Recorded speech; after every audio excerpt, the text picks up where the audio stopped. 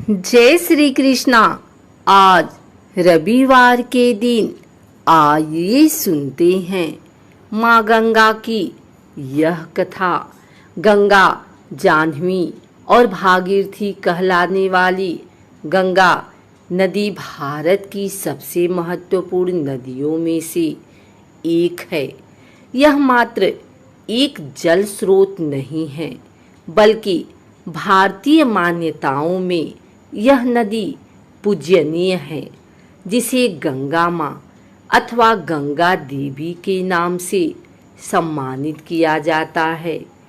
एक पौराणिक कथा के अनुसार गंगा पृथ्वी पर आने से पहले सूर्यलोक में रहती थी। तो क्या कारण था जो यह पवित्र नदी धरती पर आई? इसे यहाँ कौन लाया? गंगा नदी के पृथ्वी लोक में आने के पीछे कई सारी लोक कथाएं प्रचलित हैं, लेकिन इस सबसे अहम एवं रोचक कथा है पुराणों में। एक पौराणिक कथा के अनुसार अति प्राचीन समय में पर्वतराज हिमालय और सुमेरु पर्वत की पुत्री मैना की अत्यंत रूपवती एवं सर्वगुण संपन्न दो कन्याएं थीं। दो कन्याओं में से बड़ी थी गंगा तथा छोटी पुत्री का नाम था उमा। कहते हैं बड़ी पुत्री गंगा अत्यंत प्रभावशाली और असाधारण दैवीय गुणों से संपन्न थी, लेकिन साथ ही वह किसी बंधन को स्वीकार न करने के लिए भी जानी जाती थी। हर कार्य में अपनी मनमानी करना उनकी आदत थी। हिमालय से बेहद ऊंचाई पर सूर्यलोक में रहने वाले देवताओं की दृष्टि गंगा पर पड़ी। उन्होंने उनकी असाधारण प्रतिभा को सृष्टि के कल्याण के लिए चुना और उन्हें अपने साथ स्वर्गलोक ले गए। अब पर्वतराज के पास एक ही कन्या शेष थी, उमा। उमा ने भगवान शिव की तपस्या की और तप पूर्ण होने पर भगवान शंकर को ही वर के रूप में मांग लिया। इस तरह से दोनों का विवाह संपन्न हुआ। शिव और उमा के विवाह के वर्षों बाद भी दोनों को संतान प्राप्ति ना हुई। एक दिन भगवान शिव के मन में संतान उत्पन्न करने का विचार आया। तब उनके इस विचार की सूचना सृष्टि के रचनाकार ब्रह्मा जी तक पहुंची तो उनके सहित सभी देवता चिंता में पड़ गए। उन्हें यह समझ नहीं आ रहा था कि महादेव जैसे अत्यंत तेजस्वी देव के संतान के तेज को कौन संभाल सकेगा। इसका जवाब उन्हें स्वयं भगवान शंकर के अलावा कोई नहीं दे सकता था। तो सभी अपनी पुकार लेकर उनके पास पहुंच गए। उनके कहने पर अग्नि ने यह भार ग्रहण किया और परिणाम स्वरूप अग्नि के समान महान तेजस्वी स्वामी कार्तिकेय का जन्म हुआ। देवताओं के इस षड्यंत्र से उमा के संतान होने में बाधा पड़ी तो उन्होंने क्रुद्ध होकर देवताओं को श्राप दे दिया कि भविष्य में वे कभी पिता नहीं बन सकेंगे। इस बीच सूर्यलोक में विचरण करती हुई गंगा से उमा की भेंट हुई। गंगा ने उमा को बताया कि अब वह सूर्यलोक में और नहीं रहना चाहती और अपनी मातृभूमि पृथ्वी पर जाना चाहती हैं।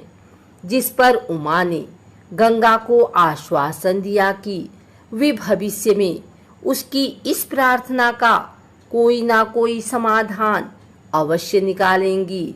यहीं से गंगा के पृथ्वी पर आने की कथा का एक नया अध्याय शुरू होता है, जो कि भगवान राम की नगरी अयोध्या से जुड़ा है।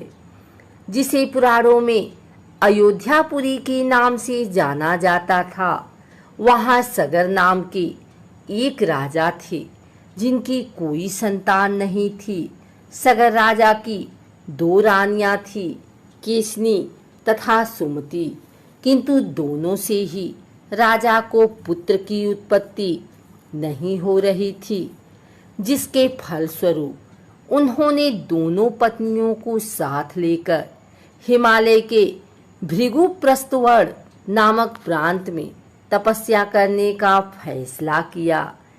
एक लंबी तपस्या के बाद महर्षि भृगु राजा और उनकी पत्नियों से प्रसन्न हुए और वरदान देने के लिए प्रकट हुए।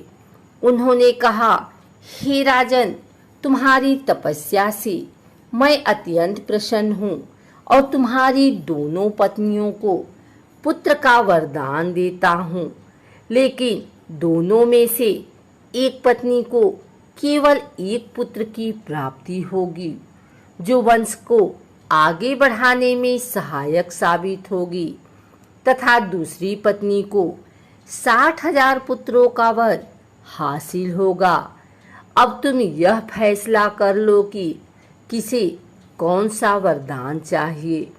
इस पर राजा की पहली पत्नी केसनी ने वंश को बढ़ाने वाले एक पुत्र की कामना की और रानी सुमति ने 60,000 बलवान पुत्रों की। उचित समय पर रानी केसनी ने असमंजस नामक पुत्र को जन्म दिया। दूसरी ओर रानी सुमति के गर्भ से एक तुम्बा निकला, जिसे फोड़ने पर कई सारे छोटे छोटे पुत्र निकले, जिनकी संख्या 60,000 थी। उन सब का पालन पोषण घी के घड़ों में रखकर किया गया। समय बीतने पर सभी पुत्र बड़े हो गए। महाराज सगर का ज्येष्ठ एवं वंश को आगे बढ़ाने वाला पुत्र असमंजस बड़ा दुराचारी था। उसके कहर से सारी प्रजा परेशान थी। इसीलिए परिणाम स्वरूप राजा ने उसे नगर से बाहर कर दिया। कुछ समय बाद असमंजस के यहाँ अंशुमान नाम का एक पुत्र हुआ। वह अपने पिता से बिल्कुल विपरीत स्वभाव का था।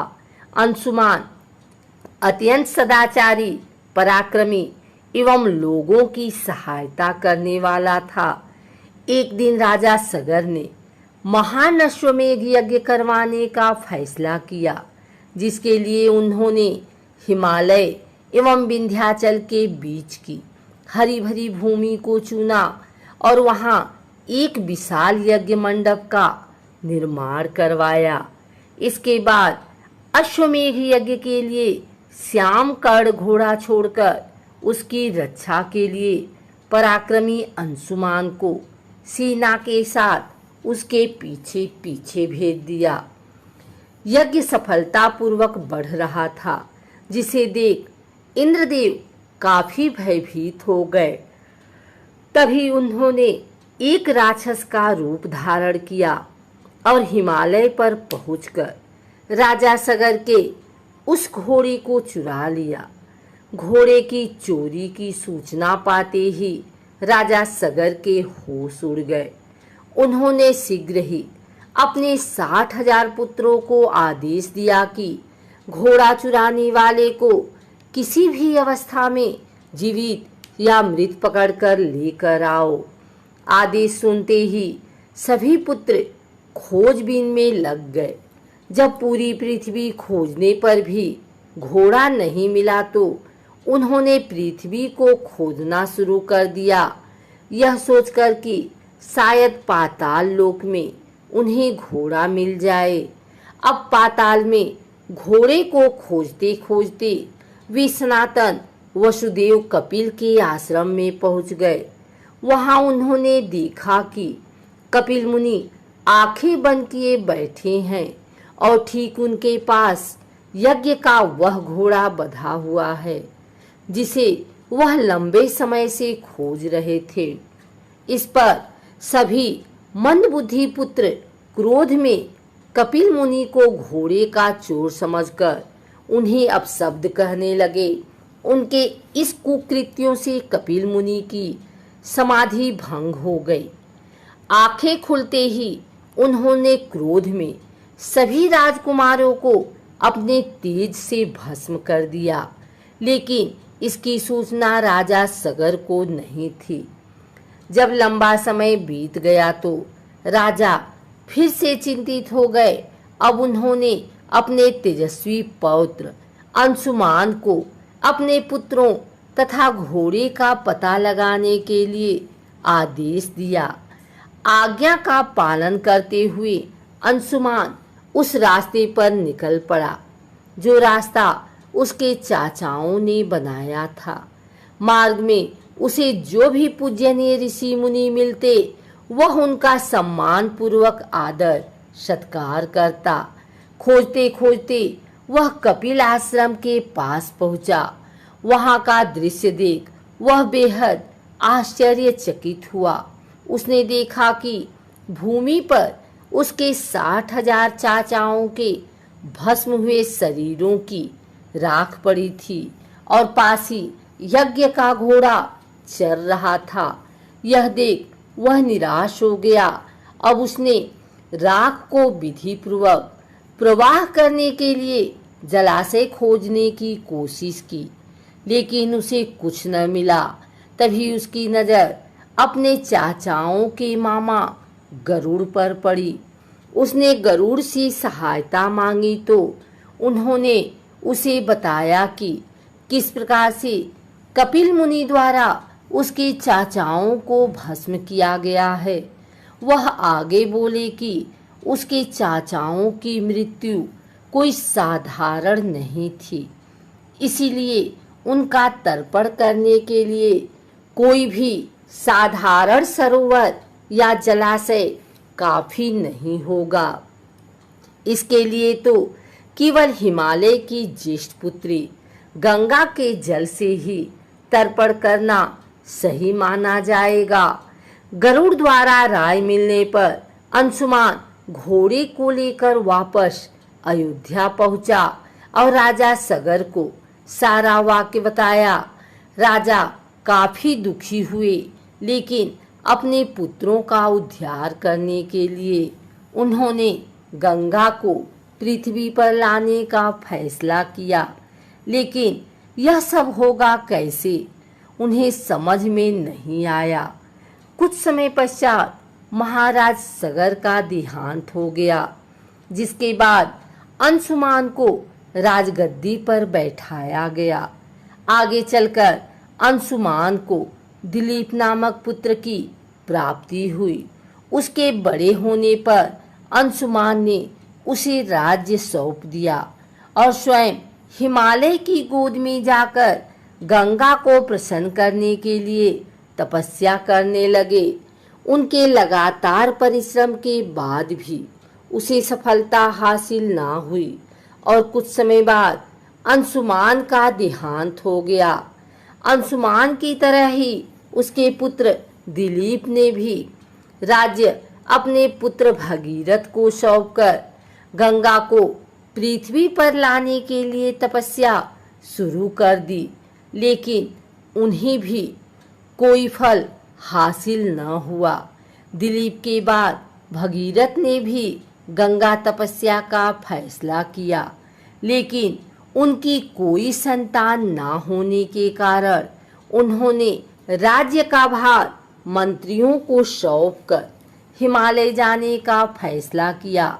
उनकी कठोर तपस्या से आखिरकार भगवान ब्रह्मा प्रसन्न होकर उनके सामने प्रकट हुए और मनोवांछित फल मांगने के लिए कहा। भगीरथ ने ब्रह्मा जी से कहा, हे प्रभु, मैं आपके दर्शन से अत्यंत प्रसन्न हूँ। कृपया आप मुझे सगर के पुत्रों का उद्धार करने के लिए गंगा का जल प्रदान कर दीजिए तथा साथ ही मुझे एक संतान भी दें, ताकि इक्ष्वाकु वंश नष्ट न हो। भगीरथ की प्रार्थना सुन ब्रह्मा जी मुस्कुराए और बोले, हे वत्स, मेरे आशीर्वाद से जल्द ही तुम्हारे यहाँ एक पुत्र होगा, किंतु तुम्हारी पहली मांग गंगा का जल लेना है। यह मेरे लिए कठिन कार्य है, क्योंकि जब गंगा जी वेग के साथ पृथ्वी पर अवतरित होंगी तो उनके वेग को पृथ्वी संभाल नहीं सकेगी। ब्रह्मा जी आगे बोले, यदि गंगा के वेग को संभालने की किसी में क्षमता है तो वह है केवल महादेव जी। इसलिए तुम्हें पहले भगवान शिव को प्रसन्न करना होगा। यह बोल ब्रह्मा जी वापस ब्रह्मलोक की ओर प्रस्थान कर गए। उनके जाते ही अगले 1 वर्ष तक भगीरथ ने पैर की अंगूठे के सहारे खड़े होकर महादेव जी की तपस्या की। इस दौरान उन्होंने वायु के अलावा अन्य किसी भी चीज का ग्रहण नहीं किया। उनकी इस कठोर तपस्या से प्रसन्न होकर महादेव जी ने उन्हें दर्शन दिए और बोले, हे परम भक्त, तुम्हारी भक्ति से मैं बेहद प्रसन्न हुआ। मैं अवश्य तुम्हारी मनोकामना को पूरा करूंगा, जिसके लिए मैं अपने मस्तक पर गंगा जी को धारण करूंगा। इतना कहकर भगवान शिव वापस अपने लोक चले गए। यह सूचना जब गंगा जी तक पहुंची तो वह चिंतित हो गई, क्योंकि वह सूरलोक छोड़ कहीं जाना नहीं चाहती थी।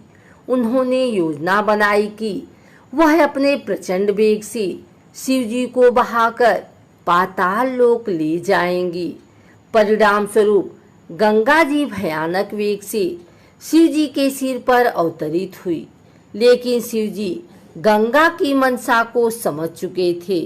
गंगा को अपने साथ बांधे रखने के लिए महादेव जी ने गंगा धाराओं को अपनी जटाओं में धीरे धीरे बांधना शुरू कर दिया।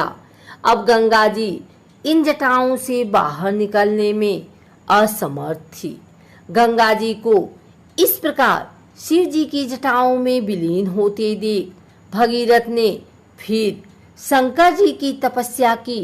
भगीरथ के इस तपस्या से शिव जी फिर से प्रसन्न हुए और आखिरकार गंगा जी को हिमालय पर्वत पर स्थित बिंदुसर में छोड़ दिया। छोड़ते ही गंगा जी 7 धाराओं में बट गई।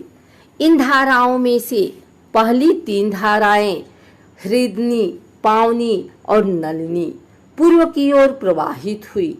अन्य 3 सुचक्षु, सीता और सिंधु धाराएं पश्चिम की ओर बही और आखिरी एवं 7वीं धारा महाराज भगीरथ के पीछे पीछे चल पड़ी। महाराज जहां भी जाते वह धारा उनका पीछा करती। एक दिन गलती से चलते चलते गंगा जी उस स्थान पर पहुंची जहां ऋषि जन्हू यज्ञ कर रहे थे। गंगा जी बहते हुए अनजाने में उनके यज्ञ की सारी सामग्री को अपने साथ बहाकर ले गई, जिस पर ऋषि को बहुत क्रोध आया और उन्होंने क्रुद्ध होकर गंगा का सारा जल पी लिया। यह देखकर समस्त ऋषि मुनियों को बड़ा विस्मय हुआ और वे गंगा जी को मुक्त करने के लिए उनकी स्तुति करने लगे। अंत में ऋषि जन्हू ने अपने कानों से गंगा जी को बहा दिया और उसे अपनी पुत्री के रूप में स्वीकार कर लिया। तब से गंगा जी का नाम जाह्नवी भी पड़ा। इसके पश्चात वे भगीरथ के पीछे पीछे चली और अपने स्थान पर पहुंची जहां उसके चाचाओं की राख पड़ी थी। उस राख का गंगा के पवित्र जल से मिलन होते ही सगर के सभी पुत्रों की आत्मा स्वर्ग की ओर प्रस्थान कर गई।